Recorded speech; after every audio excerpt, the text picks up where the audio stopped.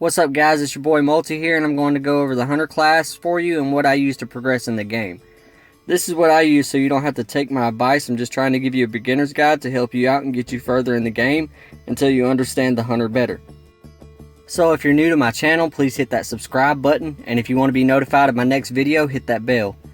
So diving on in, we're going to break down these skills for you.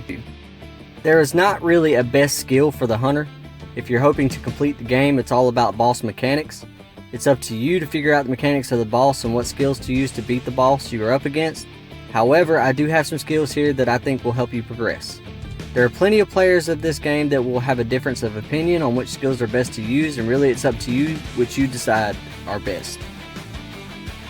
But I'm going to give you my thoughts on the Hunter and which skills you can use to help you progress and get further in the game by understanding the Hunter class. So the Hunter now has two paths. You have the Eagle path and the Storm path. With the Eagle path, you just basically use all the Eagle skills except for the healing one. The first skill is Sheen, which increases the Hunter's crit rate for 22 seconds. And the second is Pan, and it increases the Hunter's impale rate for 22 seconds. Then Gal, which inflicts attack damage on the enemy. For each Hawk on the battlefield when summoned, it increases attack damage by 25%. For my fourth skill, I just use Weak Point Shot. I have not unlocked Boar's Rush for my Storm path, but I plan on it. So just because you don't see it on my screen doesn't mean I'm not going to go over it.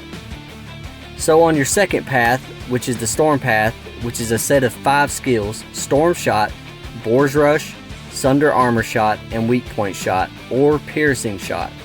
Personally, I would swap out Piercing Shot with Weak Point Shot because it's a lot more flexible. But you figure out which one you would like to put in there, either Piercing Shot or Weak Point Shot. It's all on personal preference, so if you feel that Weak Point Shot hits harder, which it does hit pretty hard, go ahead and swap that one out for Piercing Shot. It doesn't hurt. At the end of my video, make sure you look into the comment section as well. I'll be doing another vote on the other class I'll be going over. So the one with the most votes, that'll be the next class that I do. So cast those votes, guys.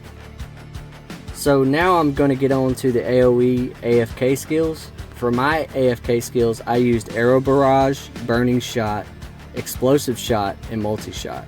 On your AFK, it's really about getting your time down on beating the trash as best you can. Figure out what skills get your time down the lowest and keep tweaking it as you progress.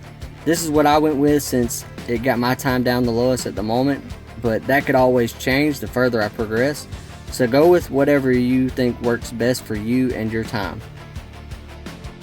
Now I'm going to get onto the Clatter Cards. I know I don't have a lot of Clatter Cards unlocked but one slot, but I do know that when you're going for these Clatter Cards, what the best would be to go for. And with that being said, I would say with Clatter Cards I would go with the 6 set of Giant Jaw and the 3 set of Flying Wings. With the 6 set of Giant Jaw, your attacks will cast 1 bonus layer of Giant Jaw effect. When 4 layers are stacked, the next basic attack inflicts a bonus of 124% attack damage. Now with the 3 set of Flying Wings, when you enter the battlefield, the Flying Wing card will cause 20% attack and impale plus 600. So I feel that those go the best together. You can go for the 9 Giant Jaw if you want to, but that's all on personal preference. So if that's what you'd like to do, then go for it. Now we're going to get into stat allocations. So with your allocation points, it's pretty easy. You just want to go 3 in agility, 0 in stamina, and 2 in tech. As the bosses get harder and are leveled up higher than you, you may want to sacrifice some of that tech into your stamina though, because it's harder to crit on some of them bosses. Now for tempering, when I temper, I go for the PvE. I go with attack, crit, HP, and impale. But if you want to change it up and go for PvP, you can always swap the impale out for tenacity. It's really up to you and what you prefer, so don't be afraid to change it up. Now when you're choosing a pet, you should always choose a pet that gives you the best attack and assist on the battlefield. Usually I go with the higher attack, so I guess it's really on your personal choice if you want to go with higher assist or higher attack.